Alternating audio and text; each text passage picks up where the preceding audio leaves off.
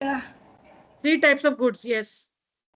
Ma'am specific goods, ascertain goods और अनअसर्टन goods. Ma'am ascertain ਹੁੰਦੀਆਂ ਨੇ ਮੈਮ ਜਿਹੜੀ ਆਇਡੈਂਟੀਫਾਈ ਹੁੰਦੀਆਂ ਨੇ ਪਹਿਲਾਂ ਹੀ ਆਪਾਂ ਨੂੰ, ਮਤਲਬ ਕਿ ਆਪਾਂ ਸ਼ੌਪ ਤੇ ਜਾਂਦੇ ਆ, ਆਪਾਂ ਦੇਖਦੇ ਆ ਵੀ ਆਪਾਂ ਨੇ ਕੀ ਖਰੀਦਣਾ, ਮਤਲਬ ਆਪਾਂ ਨੂੰ ਪਹਿਲਾਂ ਹੀ ਡਿਸਾਈਡ ਹੁੰਦਾ ਮੈਮ, ਆਪਾਂ ਨੂੰ ਆਇਡੈਂਟੀਫਾਈ ਹੁੰਦਾ ਵੀ ਆਪਾਂ ਨੇ ਕੀ ਲੈਣਾ ਹੈ। ਮਤਲਬ ਅਨਅਸਰਟਨ ਗੁड्स ਹੁੰਦੀਆਂ ਨੇ ਮੈਮ ਜਦ ਜਿਹਦੇ ਬਾਰੇ ਆਪਾਂ ਨੂੰ ਮੈਮ ਪਹਿਲਾਂ ਆਇਡੈਂਟੀਫਾਈ ਨਹੀਂ ਹੁੰਦਾ, ਆਪਾਂ ਉੱਥੇ ਜਾ ਕੇ ਹਮ ਚੋਇਸ ਕਰਦੇ ਆ, ਸਿਲੈਕਟ ਕਰਦੇ ਆ ma'am. Okay, Devinder, anything else?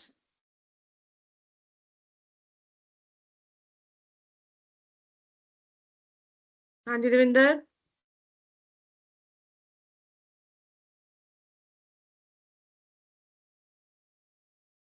और देविंदर बोल नहीं रहे बेटे, आवाज आ रही मेरी?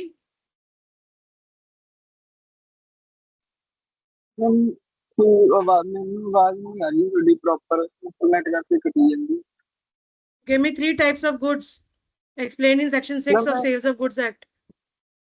3 ज्वाइन करा जी, कोई कट की आवाज नहीं आ रही। हाँ जी दिलप्रीत।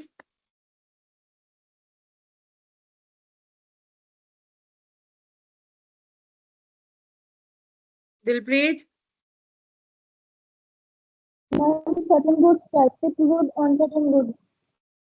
क्या कह रहे बेटा? Ma'am, 3 types of goods, certain goods, uncertain goods, specific goods. Third की है? And specific goods. Ankita, explain them. Yes, ma'am. Explain them.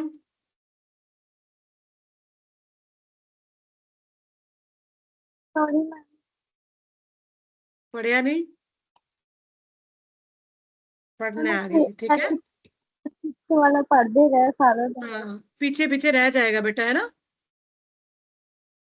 Okay ma'am.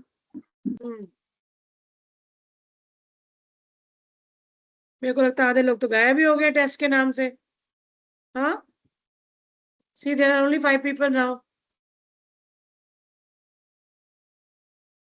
मेरे को तो सीधे सीधे दिलप्रीत, अमन और अंकिता दिख रही। दिलप्रीत कहाँ हो बेटा? Yes ma'am. चलो एक्सप्लेन करो सर्टेन गुड्स।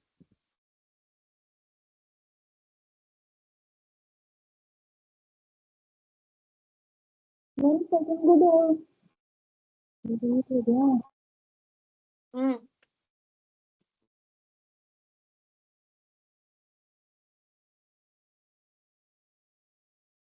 बताइए बताइए।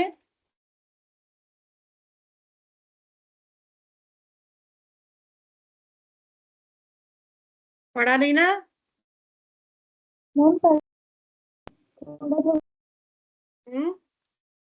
चलो फिर आप आया कर दें। I will take the test tomorrow, ठीक है? बट थोड़ा सा अपने पढ़ना है सेल्स ऑफ गुड्स एक्ट कल। Yes ma'am. Okay ma'am. Dilpreet आप म्यूट हो बेटे। मैम याद किया मैं।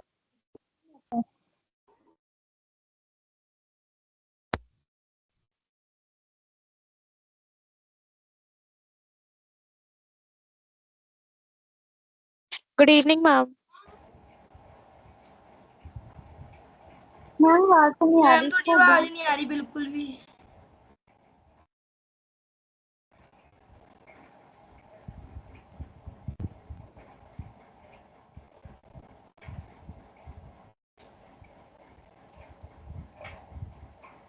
No ma'am.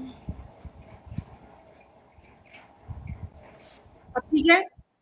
Yes ma'am. ठीक है, ठीक है बेटा। फिर मैं ऐसे करती हूँ, मैं कल टेस्ट लूंगी, बट सबने प्रिपेयर करके आना। Okay okay ma'am. Yes ma'am. Start with negotiable instrument acts. Okay okay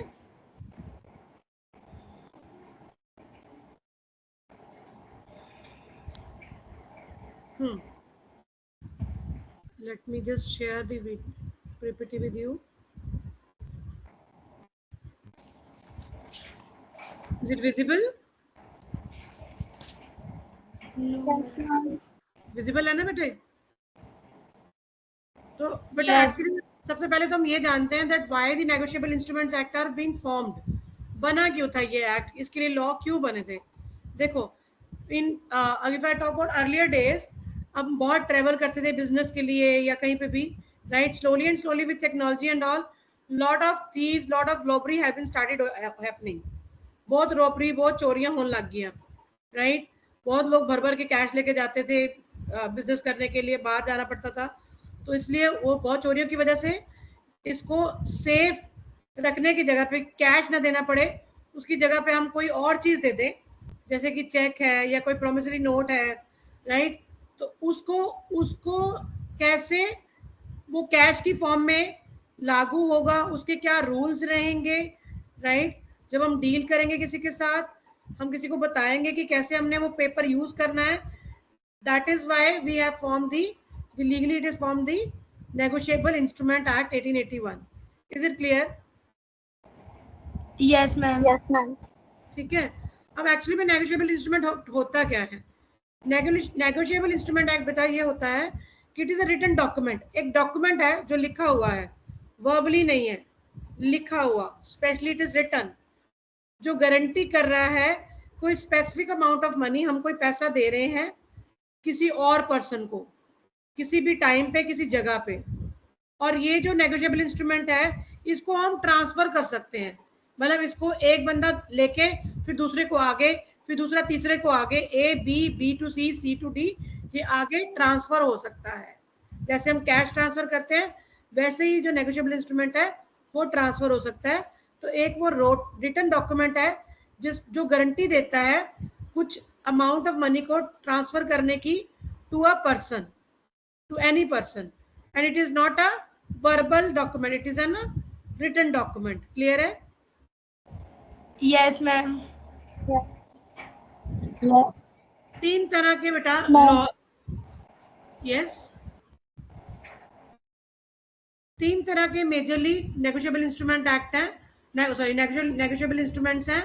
one is promissory note, second is bill of exchange, and third is check.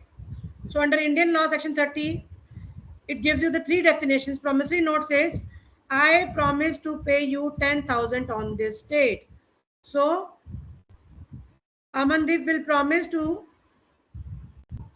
Ankita that she will promise to pay you 5,000 rupees on 18th of August.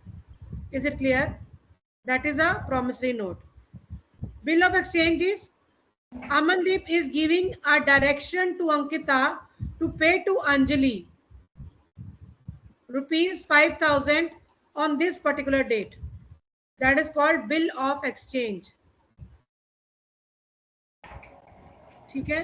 और तीसरा है हमारे पास check, जो हम किसको दे रहे हैं, हम we are giving a direction to the bank to pay to somebody. So Amandeep is giving a check to the bank, suppose HDFC Bank, and giving a direction to pay to Ankita. Is that is clear? Yes ma'am. Yes, पहले ma'am. Case ਦੇ ਵਿੱਚ ਕੀ ਹੋਇਆ? पहले case ਦੇ Yes, ਵਿੱਚ ma'am. Amandeep ने promise ਕੀਤਾ कि ਉਹ डायरेक्टली पे करेगी 5,000 अंकिता ਨੂੰ, ठीक है। दूसरे Yes. केस ਦੇ ਵਿੱਚ अमनदीप ने किया कि अंकिता आपने अंजलि को पे करना है 5,000 रुपए।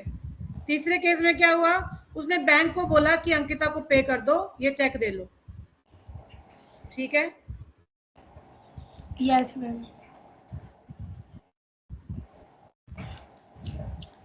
अब इसकी मेन फीचर्स क्या हैं? पहली बात मैंने आपको बताई, it is written down and signed, ठीक है। It should be unconditional. जो ये है प्रॉमिसरी नोट, इसके ऊपर कोई कंडीशन नहीं लग सकता कि मैं आपको तब पे करूंगा जब ये हादसा होगा, या ये कंडीशन होगी, या ये रेन होगी, या शिप आएगी। ऐसी कंडीशंस हम कोई भी नहीं लगा सकते इस पे।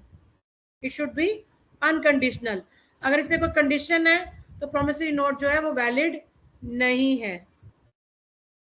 Third thing is money only. ये जो एक लीगल करेंसी में होता है, आप ये नहीं प्रॉमिसरी लिखी, आप ये गुड्स ले दो।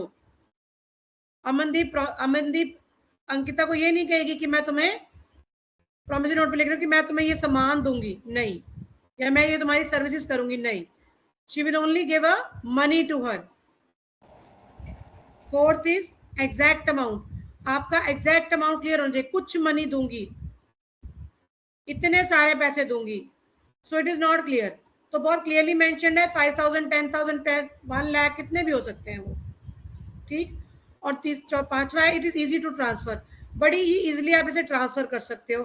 पहला है आप बाय हैंड डिलीवरी, आप किसी को अपने अपने हाथों से किसी को दे देते हो कि ये लो पकड़ो और ये प्रॉमिसरी नोट रखो अपने पास।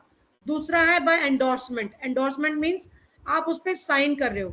आप जब बैंक पे अपने चेक पे साइन करते हो तो एक तो आप आगे चेक पे साइन करते हो, एक जब आपने किसी के नाम पे दिया है तो आप पीछे भी चेक पे साइन करके देते हो, that is called endorsement and delivery, ठीक है। और इसका ये है कि इसको अज्यूम करके चलते हैं कि ये जेन्युइन है, जिसके भी हाथ में ये डॉक्यूमेंट है वो जेन्युइनली उसको, मतलब वो रियल में उसने कोई चीज बेची थी तो उसको पैसे मिले हैं। It is in the exchange for a real value और real business deal, unless someone prove otherwise. अब अंकिता ने कुछ चीज बेची थी तभी अमन ने उसको कुछ उसे कोई डॉक्यूमेंट दिया, प्रॉमिसरी नोट दिया या बिल ऑफ एक्सचेंज दिया, ठीक है। अगर उसने कुछ नहीं बेचा है, अगर वो प्रूव हो जाता है तो फिर केस लड़ सकते हैं। अदरवाइज ये अजम्पशन है कि अगर आपके पास अंकिता के पास प्रॉमिसरी नोट है या अमनदीप के पास प्रॉमिसरी नोट है तो वो अजम्पशन है कि वो उसने कुछ बेच के लिया है, उसने उसको कुछ बेचा था, उसके बिहाफ पे इसको ये प्रॉमिसरी नोट दिया गया है। Is it clear? Yes, ma'am. Yes ma'am. किसी की कोई doubt? No ma'am. Fourth is super No, power. ma'am. हाँ जी बेटा, super power of negotiable instrument act. Normal property law के अंदर बेटा आप वो चीज नहीं दे सकते जो आपकी है ही नहीं। अगर कोई चोरी की हो एक बाइसाइकिल किसी को बेच दे तो आप उसके लीगल ऑनर नहीं बन सकते हो नेगोशिएबल इंस्ट्रूमेंट एक्ट के अंदर। अगर आपके पास प्रॉमिसरी नोट कहीं मिल गया गिरा हुआ तो आप उसकी ऑनर नहीं हो।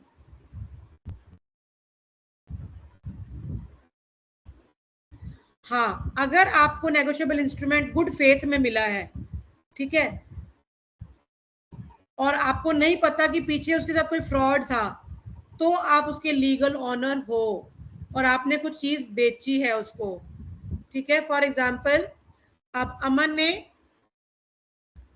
अमन ने अंजलि को प्रॉमिसरी नोट दिया, ठीक है। अंजलि ने आगे प्रॉमिसरी नोट अंकिता को दे दिया, ठीक। अब इन गुड फेथ अंकिता ने कुछ सामान बेचा था अंजलि को, ठीक है। अंकिता तो विश्वास है कि उसने गुड फेथ में लिया, ये प्रॉमिसरी नोट ठीक होगा। लेकिन अगर अमनदीप ने फ्रॉड किया है तो अंजलि अमनदीप पे केस कर सकती है, अंकिता से पैसे अंकिता कोई केस नहीं लड़े, अंजलि पे कोई केस नहीं होगा, सीधा अमनदीप पे केस होगा। क्लियर है? और अंकिता उस चीज की मालकिन रहेगी। अगर पीछे कोई फ्रॉड हुआ है तो जिसके पास नेगोशिएबल इंस्ट्रूमेंट एक्ट है उसको नहीं पता है कि पीछे कोई फ्रॉड हुआ है बेटे, तो वो उसका लीगल ऑनर है। अगर आपकी वो चीज ही नहीं है और आपको प्रॉमिसरी नोट गिफ्ट में मिला है, ठीक है, तो आप उसके लीगल ऑनर हो ना हो वो फ्रॉड पे डिपेंड करेगा। लेकिन अगर आपने चीज बेच के अपने प्रॉमिसरी नोट लिया है या बिल ऑफ एक्सचेंज लिया है तो आप उसके लीगल ऑनर हो, आपने उसको गुड फेथ में लिया है। Is it clear? Yes ma'am. किसी को कोई डाउट? No, ma'am. अब प्रॉमिसरी नोट क्या होता है बेटा? Promissory note means promise, as I mention, it is a signed written document where one person makes an unconditional promise to pay a fixed amount of money to another one. Amandeep promised that she will pay 5,000 rupees to Ankita. Fine. दो parties हैं, one is maker, Amandeep is the maker, and payee, the receiver, is the payee. Ankita is a receiver or the payee. अब ये जो लिखा हुआ है ये किसी करेंसी नोट पे नहीं होना चाहिए, it should be on the only paper. Currency note का जो संविधान है वो सिर्फ आरबीआई एक्ट के अंदर आता है, वो नेगोशिएबल इंस्ट्रूमेंट एक्ट के अंदर नहीं आएगा। क्लियर है? Yes ma'am. So valid versus invalid promissory note. I promise to pay or order rupees 50,000. It is clear amount, specific pay है, unconditional है, तो इसलिए ये valid है. I acknowledge myself indebted to B for rupees 1 lakh to be paid on demand. मैं acknowledge कर रहा हूँ कि मैंने B को 1 लाख रुपए देने हैं on demand, तो clearly है, debt mentioned है, promise किया है कि जब वो demand करेगा तो मैं उसको 1 लाख रुपए वापस दूंगा. ठीक. Third, I promise to pay rupees 20,000 in 7 days after my marriage with Helen. अब इसमें क्या है? Condition है, तो ये क्या है? It is invalid. I promise to pay rupees 50,000 on D death, provided D leaves me enough money. अब death तो certain है, ठीक है, उसमें condition नहीं है, लेकिन enough money का कोई गारंटी नहीं है, enough money कोई certain amount नहीं है, तो इसलिए ये भी invalid हुआ. Clear है? Yes, ma'am. Everyone? But just Yes, ma'am. Just give me a moment. I'll bring my bottle.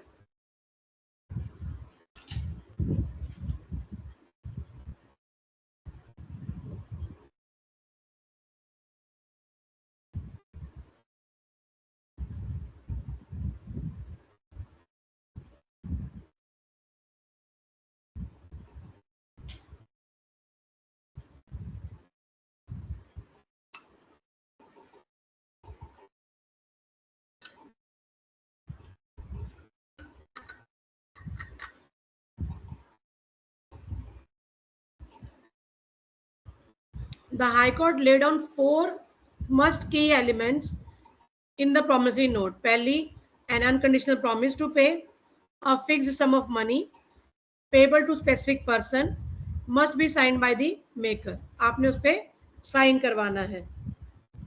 ठीक है जी.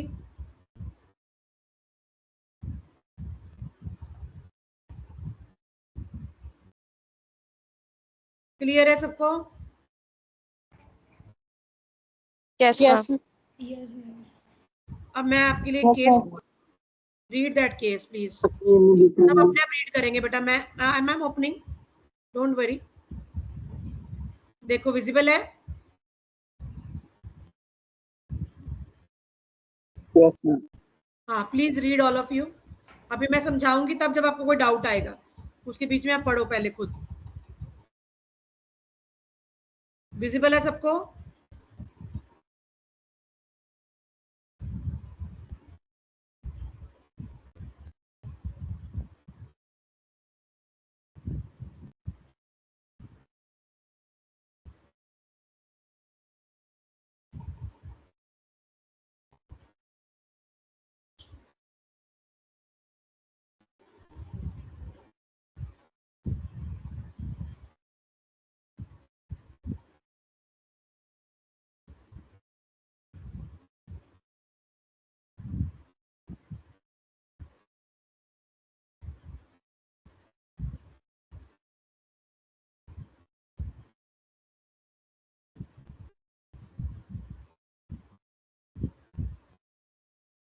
पढ़ रहे हो बेटे?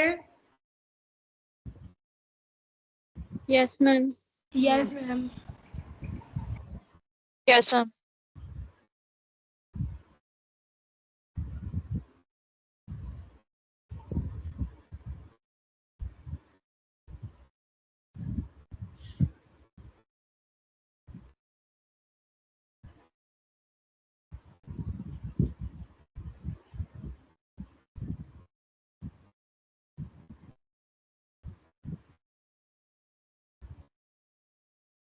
इस यू कैन से इस केस के बाद बहुत क्लियरली नेगोशिएबल इंस्ट्रूमेंट एक्ट में बहुत क्लियरली मेंशन किया गया है कि प्रोमिसरी नोट में क्या क्या चीजें होनी चाहिए. एंड अनकंडीशनल अंडरटेकिंग टू पे, कोई उसमें कंडीशन नहीं लगी होनी चाहिए. अमाउंट जो है पैसे का वो बिल्कुल क्लियर होना चाहिए, क्लियरली मेंशन होना चाहिए. किसी के नाम का पेमेंट होना चाहिए, उस पर्सन का नाम होना चाहिए उस पर, और जिसने बनाया है उसके साइन होने चाहिए. ठीक है जी. Yes, ma'am. बॉन्ड में क्या क्या है? Yes, ma'am. बॉन्ड में है आपने पे करना है, अमाउंट पूरा का पूरा जरूरी नहीं है लिखा हो, किसी और नाम के किसको पेमेंट करनी उसका नाम होना चाहिए, सिग्नेचर होना चाहिए, विटनेस के साइन होने चाहिए, एंड ये ऑर्डर और बियरर नहीं हो सकता। मींस किसी को ऑर्डर नहीं कर रहे कि ये किसी को पे कर दो। Bond is a bond, means आप ही किसी को पे कर रहे हो। क्लियर है बॉन्ड और इसका डिफरेंस? मैम बॉन्ड द्वारा समझाए हो।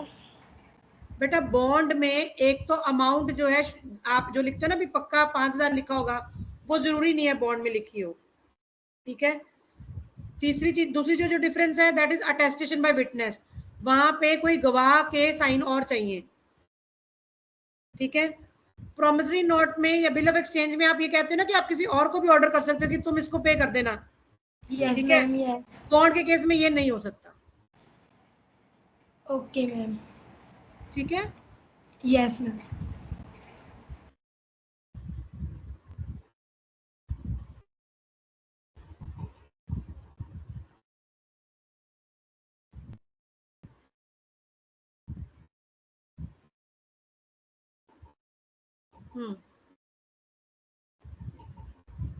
बिल ऑफ एक्सचेंज क्या है? अब बिल ऑफ एक्सचेंज क्या है? It is an order. Party A is giving an order to party B to pay us fixed amount of money to party C. So there are 3 people in the bill of exchange: drawer, drawee or acceptor or payee. The person is making, drawer कौन है? जिसने order दिया है. So Amandeep is the giving an order to Anjali, is who's a drawer or acceptor, to pay to Ankita. Clear है? Yes ma'am. Yes, ma'am. What counts to be unconditional? अब death जो है वो certain event है, वो valid है। मैंने जैसे पिछले वाले केस में बताया था, हालांकि उसकी एग्जैक्ट डेट नहीं पता लेकिन वो श्योर है, तो उसको हम अनसर्टेन या अनकंडीशनल नहीं कहेंगे। ठीक है। अगर हम सर्टेन सम की बात करते हैं तो उसमें फिक्स प्लस इंटरेस्ट आ जाता है। अगर आपने कोई फ्यूचर इंटरेस्ट लिखा है उसके अंदर तो वो भी काउंट होगा। उसके ऊपर प्लस आपका करेंसी एक्सचेंज रेट। अगर आपका एक कंट्री से दूसरी कंट्री पे प्रॉमिसरी नोट जा रहा है तो उसमें करेंसी एक्सचेंज के जो पैसे लगेंगे वो भी काउंट होंगे। और अगर आपने कोई मिस किया इंस्टॉलमेंट को, उसके ऊपर अगर कोई इंटरेस्ट लिखा हुआ है तो वो भी चार्ज होगा। क्लियर है?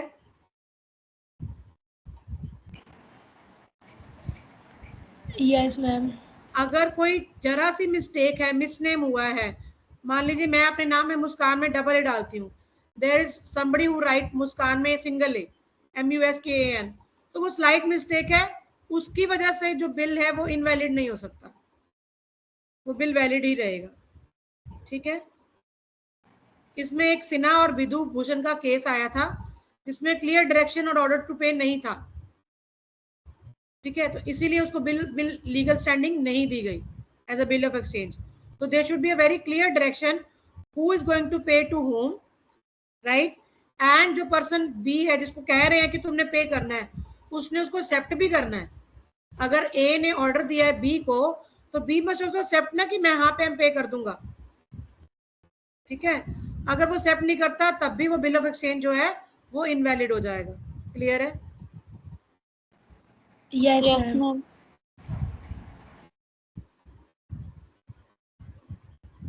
अब डिफरेंस क्या है प्रॉमिसरी नोट और बिल ऑफ एक्सचेंज में? प्लीज एक बार पढ़ लो बेटा सब लोग, किसी की डाउट है तो बताना मुझे। Okay ma'am.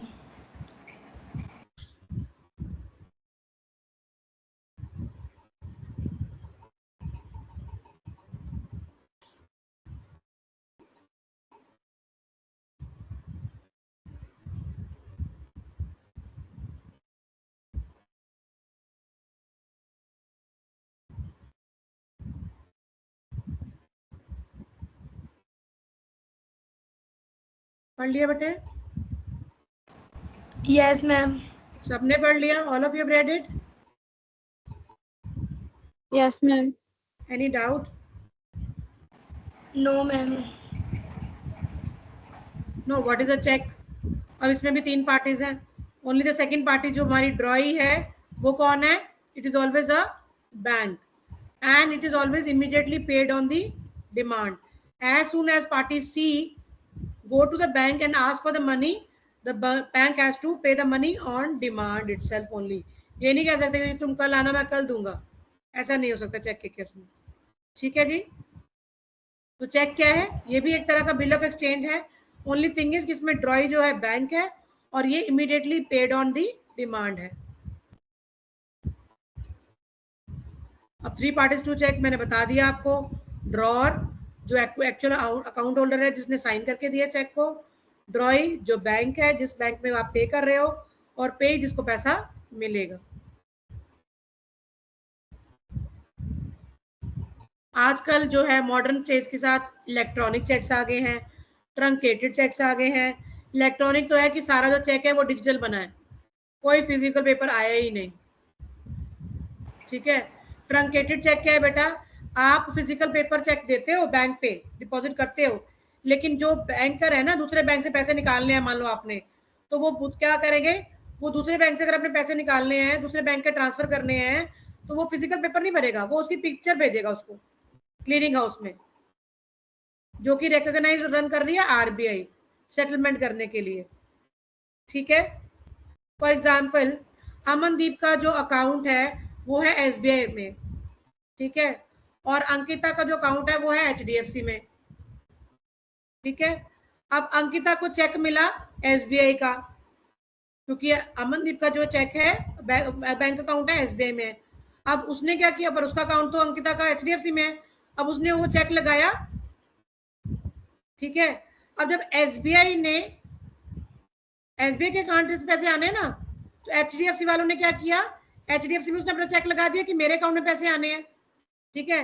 अब एचडीएफसी वाले क्या करेंगे, उसको डायरेक्टली वो फिजिकल पेपर के चेक को नहीं भेजेंगे, वो उसकी फोटो खींच के एसबीआई बैंक में भेजेंगे, ताकि वो क्लियरेंस हो जाए, वो अकाउंट जो है पैसे जो है एसबीआई से ट्रांसफर होके HDFC bank account of Ankita में आ जाएंगे. Is it clear? Yes ma'am. किसी को कोई डाउट बेटा? एनीवन एनी डाउट बच्चे? No ma'am. Dilpreet, ma'am Ankita. ਅਸੀਂ हाँ जी बेटा. ਡਾਇਰੈਕਟ ਵੀ ਐਸਬੀਆਈ ਮੈਮ ਬੈਂਕ ਚੋਂ ਦੂਸਰੀ ਬੈਂਕ ਚੋਂ ਕਢਵਾ ਸਕਦੇ ਜਿਹੜੀ अगर ਬੈਂਕ वो ਦਾ ਤੁਹਾਡੇ ਚੈੱਕ ਨਾਮ ਤੇ ਲਿਖਿਆ ਹੋਇਆ बेटे ਤਾਂ ਤੁਸੀਂ डायरेक्टली जा सकते हो. ठीक है. अगर वो अकाउंट पे ही किया है, वो मैं भी आपको बताऊंगी अकाउंट पे ही क्या होता है, तो फिर आपको आपके अकाउंट में ही पैसे आएंगे. Okay ma'am. ठीक है. Now please read the difference between promissory note and bill of exchange, and let me know if you have any doubts.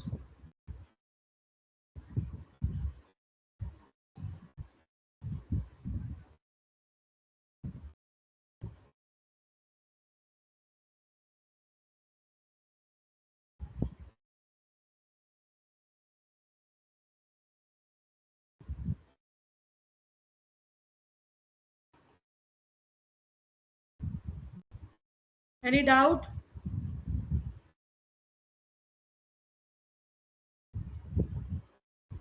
Anyone any doubt? Shall we move ahead? Ma'am fourth point clear करियो. Who is liable to pay? Promissory note में अमनदीप ने promise किया था कि मैं तुमको पे करूंगी, तो कौन लाइबल है पे करने का? अमनदीप. अमनदीप. ठीक है. अब सेकंड केस में बिल ऑफ एक्सचेंज में अमनदीप ने बैंक को बोला या फिर अंकिता को बोला. ठीक है. किसी को भी बोला. अब सेकंड जो अमनदीप की सेकेंडरी लाइबिलिटी है, मेन लाइबिलिटी किसकी है? ड्रॉय की है. या तो बैंक देगा पैसे जिसको ऑर्डर दिया है, या अगर केस में बिल ऑफ एक्सचेंज में है तो अंकिता को बोला है तो अंकिता पे करेगी. तो लाइबिलिटी किसकी है? अंकिता की या बैंक की? सेकेंडरी लाइबिलिटी है जो है वो है अमनदीप की. क्लियर है? Yes ma'am. चलिए आगे. Yes yes ma'am. Ma'am. Read the difference between promissory note and check and ask if there is any doubt.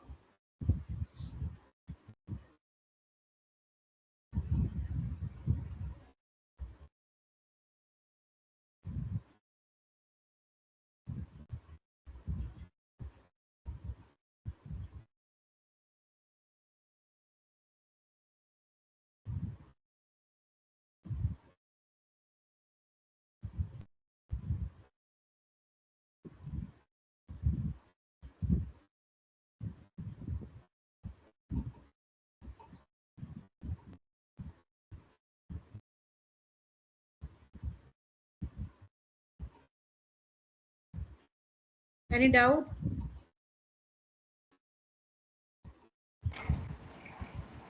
Ma'am 5th point clear करें। You can not write a promissory note to myself means मैं अपने आप को promise कर रही हूँ कि मैं अपने आप को 10,000 दूंगी, नहीं दे सकते, है ना। बट चेक आप अपने सेल्फ का नाम का चेक काट सकते हो।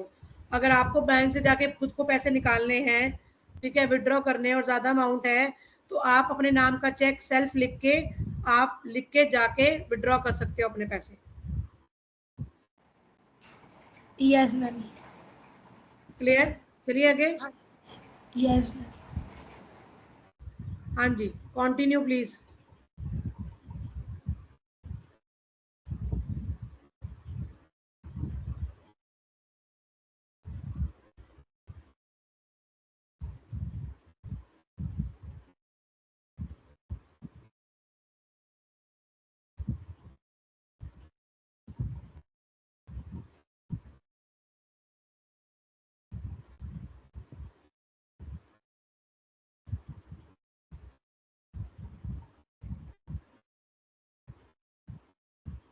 Any doubt? No ma'am.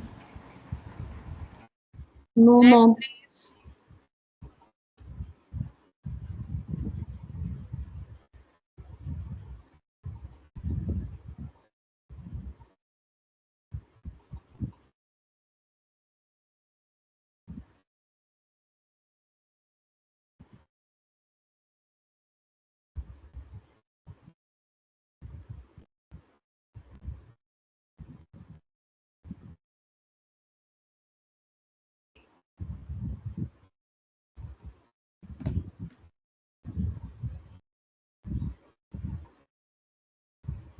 Any doubt बेटा? Ma'am. Shall we move ahead?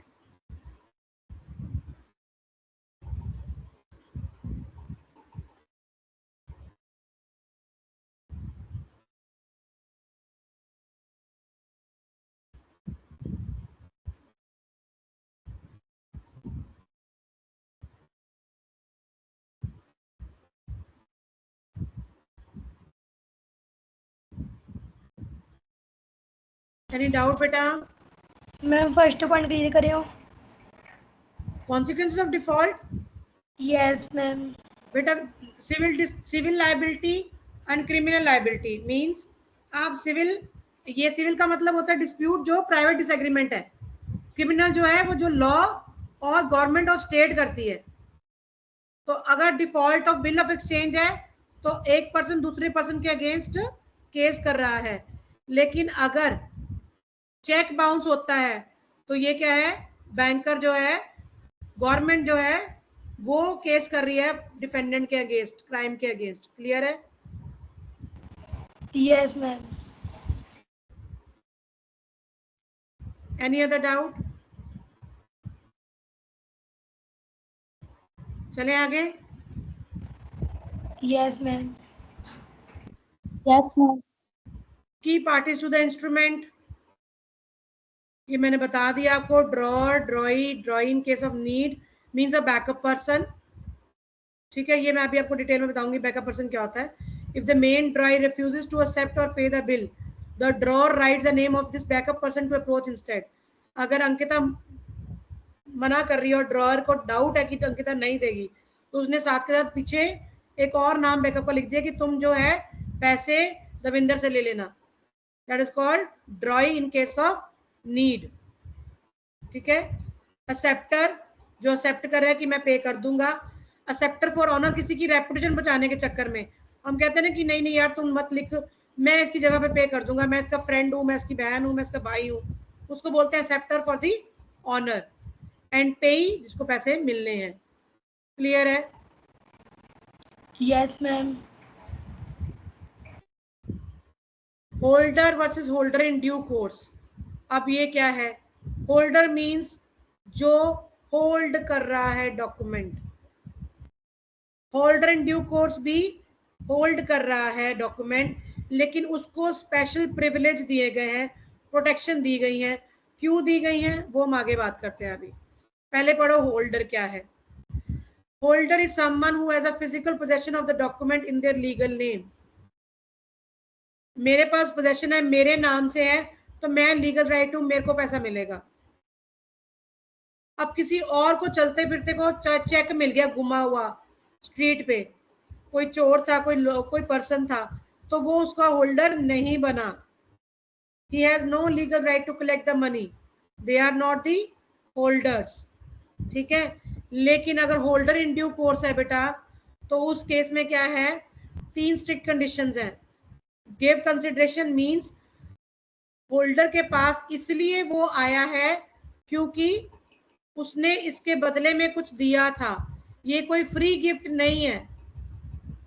तो जो डॉक्यूमेंट बिल ऑफ एक्सचेंज आया है या प्रॉमिसरी नोट आया है या चेक आया है, तो ए ने बी को कुछ बेचा है, इसलिए ए के हाथ में प्रॉमिसरी नोट है, तो उसने कुछ ना कुछ दिया है उसको, और उसको मिला है बिफोर ड्यू डेट।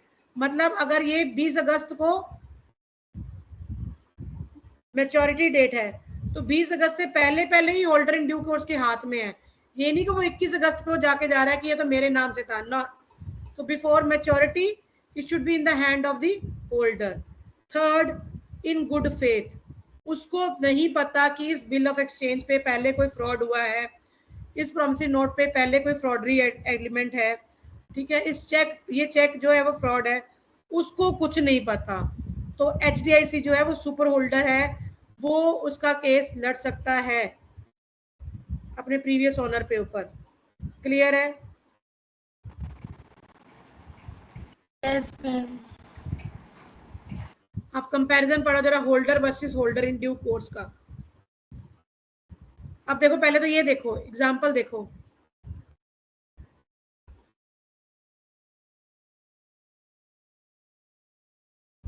एक बर्थडे गिफ्ट मिला है तो आप होल्डर हो, ठीक है, लेकिन आपने लैपटॉप बेच के अगर कोई चेक मिला है तो आप क्या होगे, holder in due course.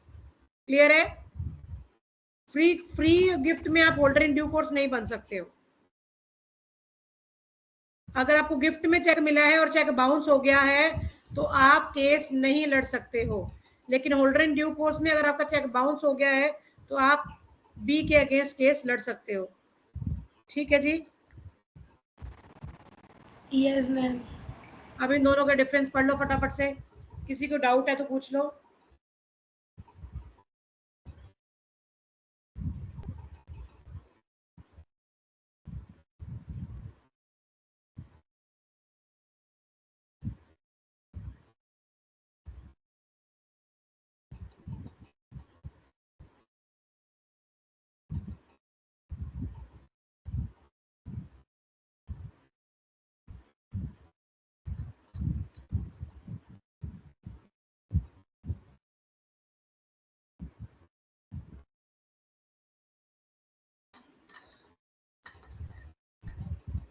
Any doubt बेटा? No ma'am.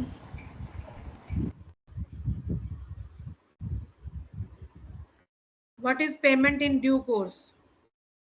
Means making a payment strictly by the book. When a bank or debtor pays money following this standard, they are completely cleared of any future legal liability. आपने good faith में पैसे दिए हैं, return document, कोई tampering नहीं की गई, कोई नेग्लिजेंस नहीं है, कोई सस्पेक्ट थेफ्ट नहीं है, तो आपके ऊपर कोई केस नहीं होगा। Read the example please.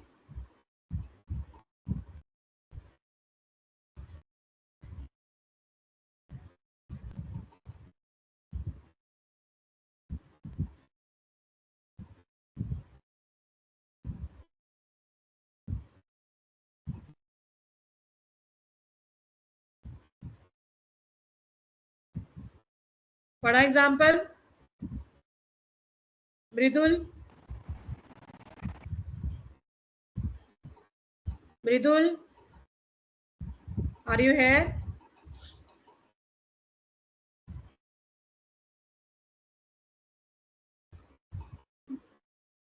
बेटा ऐसे तो आप लोग सो जाओगे। Manpreet,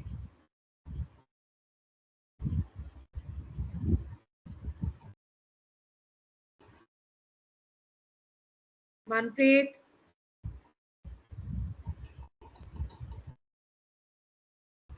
See, I'll talk to sir. I think now we need to have a open up cameras class only. Otherwise, you don't listen.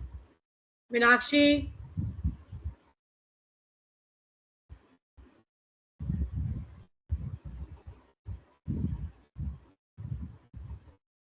Ankita. Yes, ma'am. I'm reading. Is it clear? Any doubt? No doubt, ma'am. Anjali.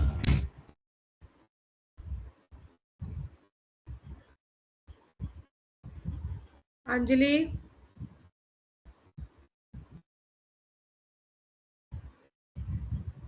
Varinder.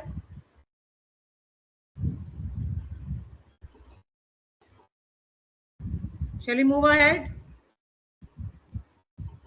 Yes, ma'am. Types of instrument explained means inland instrument, which is domestic instrument, but it is drawn and made in India only.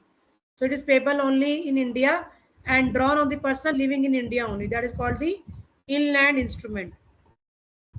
Foreign instrument, an instrument that is not the inland instrument, a bill drawn in the London, payable in New York, or drawn in India or payable in France or any other country. That is called the foreign instrument. Ambiguous instrument, where the document written is so vaguely you cannot clarify is it a promissory note or is a bill of exchange. So the person holding it have to choose whether they want to treat it as a promissory note or bill of exchange.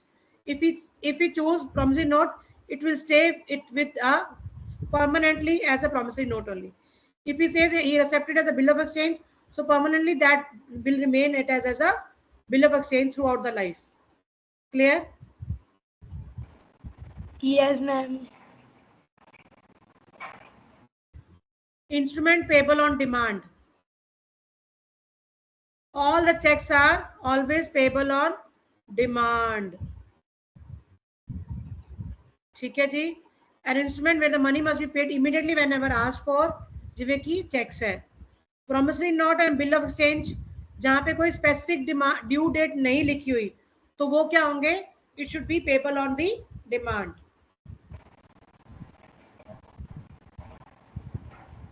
Clear? Yes, ma'am. Inchoate stamped instrument. Inchoate means आपने बीच में filling दी blanks भर के document दे दिया है किसी को. अब जो होल्डर है वो अपनी मर्जी से वो फिलिंग दी ब्लैंक्स को फिल कर सकता है. अब ये साइनर के लिए डेंजर है, बट ऐसा होता है कई बार. आप किसी पे बहुत ट्रस्ट करते हो, है ना, खाली चेक दे देते हो, या आपने स्टैम्प पेपर पे साइन करके लिख दिया, बीच बीच में से लिख दिया कि आप रकम भर दो या आप डेट भर दो. ठीक है, आप भर सकते हो, लेकिन वो जो डॉक्यूमेंट है वो कितनी लिमिट तक होगा? जितने की उस पर स्टैंप लगी हुई है. अगर उसमें आपने 50,000 रख दिया और उस पर स्टैंप लगा दिया आपने 200 रुपए वाली, तो वो वैलिड नहीं माना जाएगा. क्लियर है? Yes ma'am. ठीक है, अब इस केस में ये बताते हैं नॉर्मल होल्डर और होल्डर इन ड्यू कोर्स है. नॉर्मल होल्डर को, अगर नॉर्मल होल्डर है तो वो वही क्लेम कर सकता है जो आपस में पार्टीज ने एग्री किया था, कितना अमाउंट कितनी डेट को हम देंगे. होल्डर इन ड्यू कोर्स अगर वो है, ठीक है, तो उस पर जितनी स्टैंप की लीगल लिमिट लिखी हुई है तो वो कोई भी पैसे भर सकता है. अगर वो 2000 का स्टैंप पेपर है और वो 10,000 तक वैलिड है, ठीक है, तो वो 10,000 रुपए भी ले सकता है, जबकि वो उसने आपको 2000 का सामान ही बेचा था. लेकिन आपने फिल इन द ब्लैंक्स भर के दिया उसको, आपने खुद बोला उसको भरने के लिए. अब होल्डर इन ड्यू कोर्स है तो वो क्लेम कर सकता है आपसे.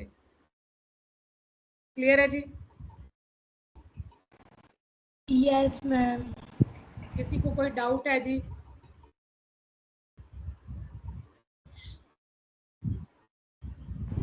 No ma'am. Please read this. No ma'am.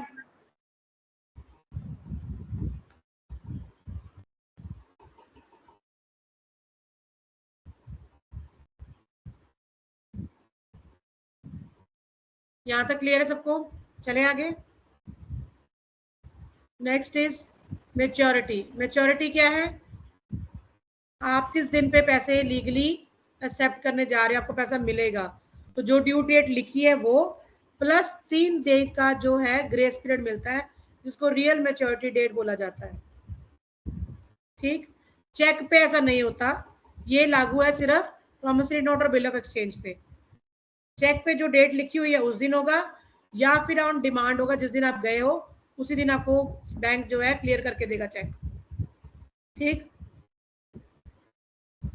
3 days of grace rule in alter commercial trade, people trade a short buffer to arrange physical funds। कोई बार लगता था कि पैसा अरेंज करना पड़ेगा, तो इसलिए 3 दिन एक्स्ट्रा डेज मिले थे। It applies to the promissory note and bills of exchange. As I told you, it does not apply to the check and on demand at site। अगर आपके promissory note पे on demand लिखा है, फिर ये लागू नहीं होगा 3 दिन का ग्रेस रूल, तो आपको उसी दिन पैसे देने पड़ेंगे। अगर उस पर कोई ड्यू डेट लिखी हुई है 20 अगस्त, 21 अगस्त, 22 अगस्त, कुछ भी डेट लिखी हुई है, तो उसमें आप 3 दिन ऐड कर सकते हो और फिर उसको आप पे कर सकते हैं अकॉर्डिंगली। क्लियर है? Yes, ma'am. Yes ma'am. Maturity calculate कैसे होती है बेटा, please all of you read this example. मैं नहीं बताऊंगी, आप पढ़ोगे अपने आप, सबके सब पढ़ेंगे। Okay ma'am. Same date rule, किसी को डाउट है प्लीज पूछिएगा। Short month and missing day rule.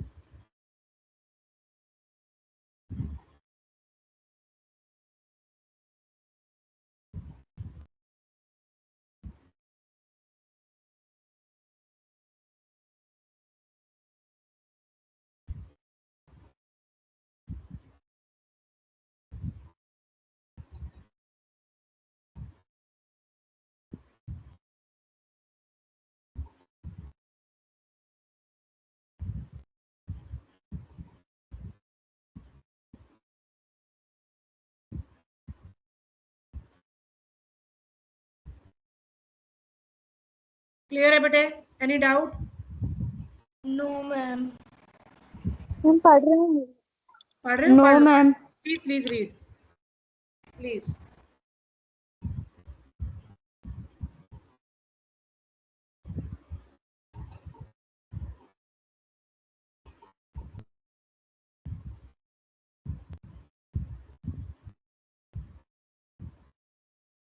Ma'am, हो गया clear? हो गया पढ़ बेटा? लिया। एनी Yes, डाउट बेटा? ma'am. किसी की डाउट है No. कोई? No, ma'am. Starting point of the calculation. Depending on how the instrument is worded, the month counter starts on the after date. Date written on the document, उसके बाद आपका जो शुरू होता है डॉक्यूमेंट का, आपका जो मतलब आप कह सकते हो कि आप केस कर सकते हैं। आफ्टर साइट डेट, जब ड्रॉई ने फॉर्मली एक्सेप्ट कर लिया कि मैं इस दिन आपको पैसे दूंगा, तो वो भी आपका तब भी डेट कैलकुलेट हो सकती है। या फिर डेट जब आपका कोई स्पेसिफिक इवेंट हो गया, अराइवल ऑफ शिप, तब आ गया, उसके बाद डेट काउंट होनी शुरू हो जाती है। इस हिसाब से आप महीना और ये डेट्स काउंट करते हैं। ठीक है जी, प्लीज रीड दिस, एक बार देख लो। Okay ma'am. वैसे I will share the PPT also, but एक बार पढ़ लो बेटे, किसी को डाउट है तो पूछ लो।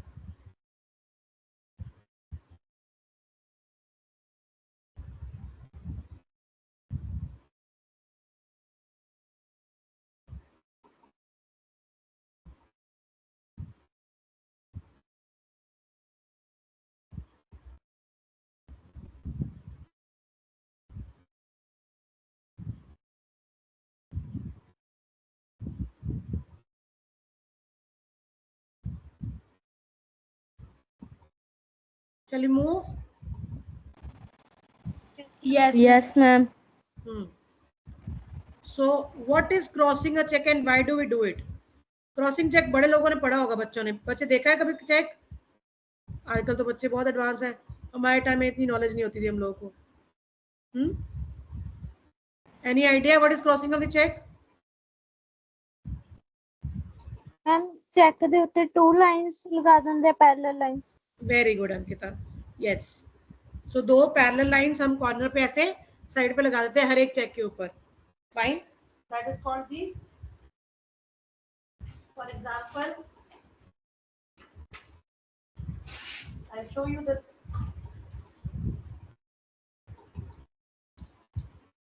ये आपका चेक है, ठीक है, जस्ट एग्जामिन दिस चेक और आपने यहाँ पे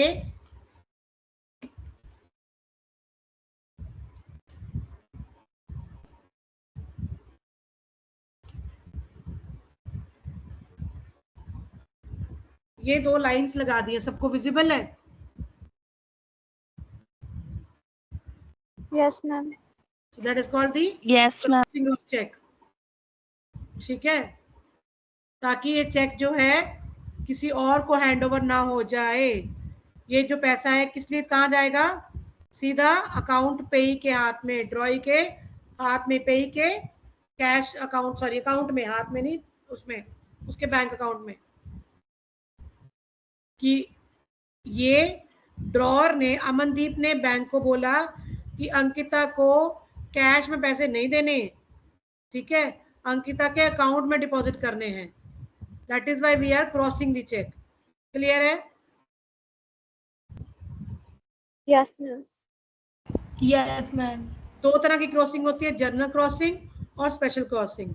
जनरल क्रॉसिंग मींस आप किसी भी बैंक अकाउंट में उसके डिपॉजिट कर सकते हो। अगर आप चाहते हो कि उसके कुछ स्पेसिफिक अकाउंट बैंक अकाउंट में आए, HDFC बैंक अकाउंट में आए, तो आप उस बैंक अकाउंट का नाम लिखोगे। SBI वाले जिसके पास SBI का अकाउंट है और वो कह रहा है कि HDFC में ही पैसे आए, तो ऊपर वो लिख के भेजेंगे कि इसके सिर्फ इसी HDFC बैंक अकाउंट में ही पैसे जाने चाहिए। That is called special crossing. Clear? Yes ma'am. Please read it. 2 parallel slanting lines drawn across the corner face of the check. ठीक है, and they are not negotiable. They will never give the cash over the counter. Special crossing में आपने, मैंने जैसे बताया, यहाँ पे PNB का एग्जांपल दिया है। Maybe it could be HDFC, maybe it could be ICICI. Whatever the bank the drawer want, they can write it. Who can cross a check? जो जिसने ड्रॉ करा है वो भी चेक क्रॉस कर सकता है। जो होल्डर है अपनी सिक्योरिटी के लिए कि मेरे से गुम ना हो जाए चेक, तो वो भी क्रॉस कर सकता है, चाहे जर्नल चाहे स्पेशल, कुछ भी कर सकते हो। अगर आपने नॉट नेगोशिएबल लिख दिया है,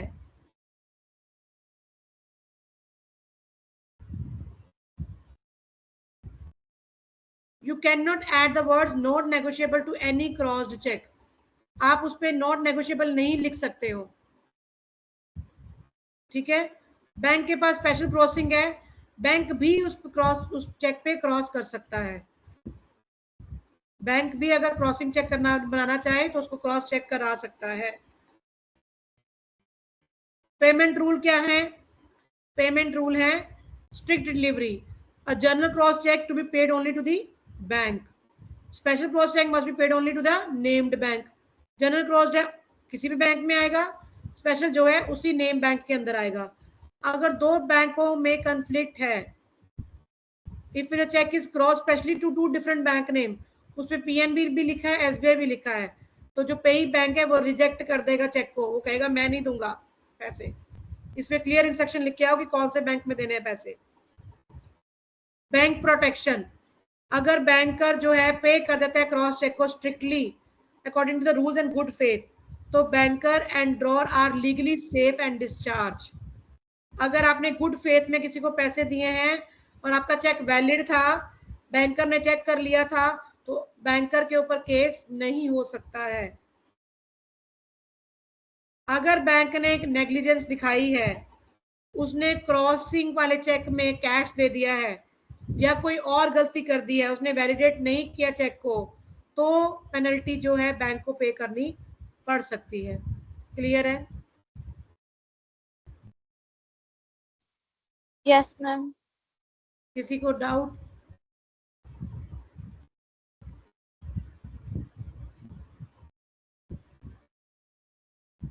किसी को कोई डाउट? अभी आपकी क्लास है नेक्स्ट बेटा? क्लास है आप लोगों की? 6:30 पे क्लास है? Yes ma'am. ओके, ठीक है, then will see you tomorrow same timing. Fine? Thank you ma'am. Anyone any Okay. doubt? We will have a test tomorrow definitely. Please, all of you are requested to have a reading of Sales of Goods Act, and I'll definitely ask few questions to every one of you. Fine? Okay, ma'am. All right. Thank you. See you. Okay, ma'am. Thank you, ma'am. Have a great day. Bye-bye.